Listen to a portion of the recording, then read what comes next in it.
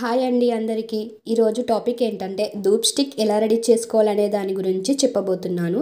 చాలా easy process అండి. ఇంట్లోనే మీరు ఈజీగా ప్రిపేర్ చేసుకోవచ్చు.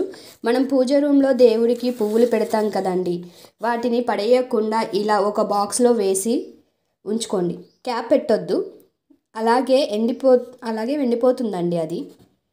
మనం ఆరెంజ్ ఫ్రూట్ తీసుకొని తొక్క పడేస్తుంటాం కదండి, ఆ తొక్క పడేయకుండా ఇలా స్టోర్ చేసుకొని ఎండలో వేసి గట్టిగా పడేంత వరకు మనకి సౌండ్ రావాలండి. ఇలా సౌండ్ వచ్చేంత వరకు ఎండలో ఉంచి తీసి పక్కన పెట్టేసుకోవాలి. ఇప్పుడు ప్రాసెస్ స్టార్ట్ చేద్దామండి. ఆరెంజ్ పీల్స్, పువ్వులు ఎండిపోయినవి, కర్పూరం తీసుకోవాలండి. పూజ గదిలో ఉంటుంది కదా ఆ కర్పూరం. ఇది సాంబ్రాణి పౌడర్, గుగ్గిలం పౌడర్, పసుపు, కొంచెం నెయ్యి తీసుకోవాలండి. నా దగ్గర బఫేలో నెయ్యి మాత్రమే ఉంది. ఇప్పుడు ఏం చేయాలంటే దాల్చిన చెక్క వేయాలండి. దాల్చిన చెక్క వల్ల మంచి సువాసన వస్తుంది. అలాగే ఇందులో బిర్యానీ ఆకు, ఈ విధంగా ఇలా ఒత్తుకోవాలండి. కోన్ షేప్ పేపర్ లాంటివి తీసుకున్నాం కదండి,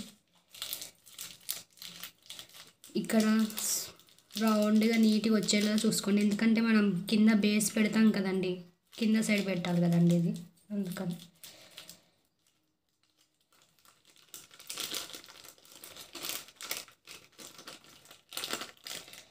వచ్చింది కదండి, ఇలా చేసుకోవాలండి అన్నీ.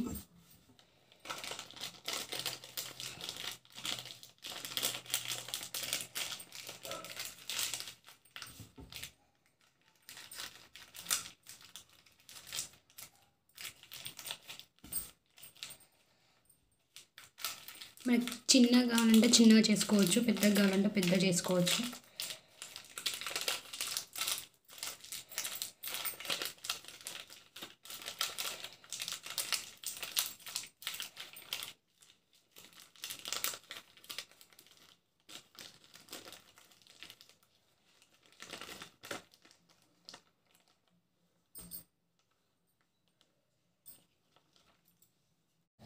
ఈ విధంగా వచ్చాయండి ధూప్ స్టిక్స్.